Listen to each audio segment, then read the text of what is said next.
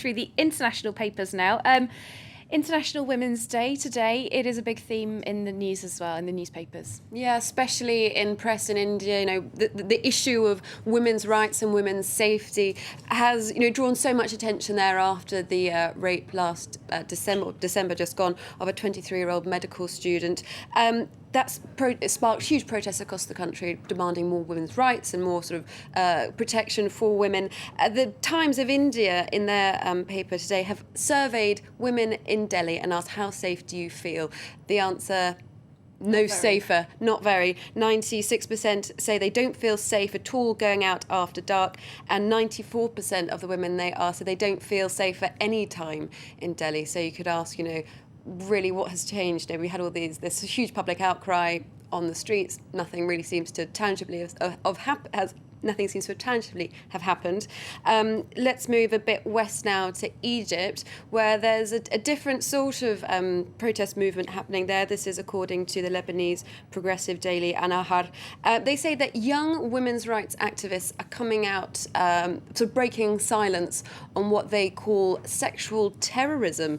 They say that, 2 years since the revolution, they're more concerned for their safety than ever, to the extent that they're afraid to go out in the streets, into public places and protest, into sort of the iconic Tahrir Square. Hear about a lot of incidents in Tahrir Square, Absolutely, don't we? you do, and it was especially because it was so geographically such an important focal point of the revolution, the fact that they can't even feel safe going there. They say this is a revolution that's sort of patriarchal and just for men. We want a revolution for women too. But then it's interesting then to look to Algeria to see sort of the role of women there in the Algerian police force. Now, Algeria is quite an interesting case in point. This is on the news website Al Qud.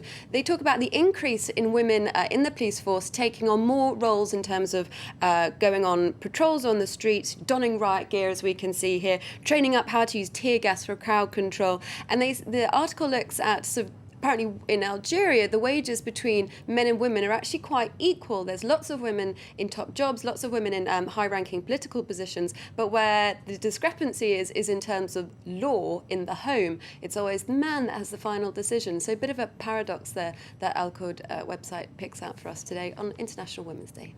Okay, well, moving on to more economic concerns. The United States were looking at the consequences of those recent automatic budget cuts that apparently nobody really wanted to have happen, but they couldn't stop them anyway. They couldn't stop them, and this is what Huffington Post says is a sort of a surprising and likely consequence of those arbitrary budget cuts. More cocaine on America's streets. And now it might seem a bit of a scaremongering title, but according to the US Naval Coast Guard, 4 Navy ships charged with cracking down on drug traffickers along the Central American coastline are being suspended, according to the paper. Now, they were part of an operation that started in January last year that busted 260 tons of cocaine so far. That's worth about $4 billion. And US Coast Guards say without these ships, they're simply not going to be able to intercept enough. It's going to really dent their war against drugs coming into the States, and this will result in more drugs, particularly cocaine, which is sort of one of the main trafficking spots from Latin America. They're just going to see more of that on the streets in the US. Okay, interesting and unexpected consequence, like you say. We're going to finally look to Israel then. A different scourge on the streets in Israel. A canny chef who's cooking up a swarm. Yeah, this is a great piece in The Guardian. This is Israeli chef Moshe Basson. He's come up with an innovative way to deal with the recent locust swarm, a profitable one too for him. That's by cooking them. He says that in his Jerusalem restaurant, diners will pay top dollar for locust-based meals. They're both kosher and halal, so they have very broad appeal in Jerusalem. Full of protein, full of protein and low fat. They taste something between, he says, sunflower seeds and baby shrimp. Can't quite imagine what that would taste like. No, but if people perhaps our viewers at home wanted to take Moshe Basson up on this, his recipe for locust pasta, it does involve throwing live locusts into boiling vegetable stock, and they squeal a bit like lobsters. So not for the faint-hearted, perhaps. Oh, not for the animal cruelty enemies there. I'm not sure. Have you ever tried locusts yourself? I haven't. Would you be tempted to try locust ravioli? Maybe not. Unless it involves a trip to Jerusalem. Yes, by then, yes, I would. If any of our viewers have tried locusts, they can let us know via our Twitter page. Thank you very much, Katerina VITTOZZI with the International Press Roundup.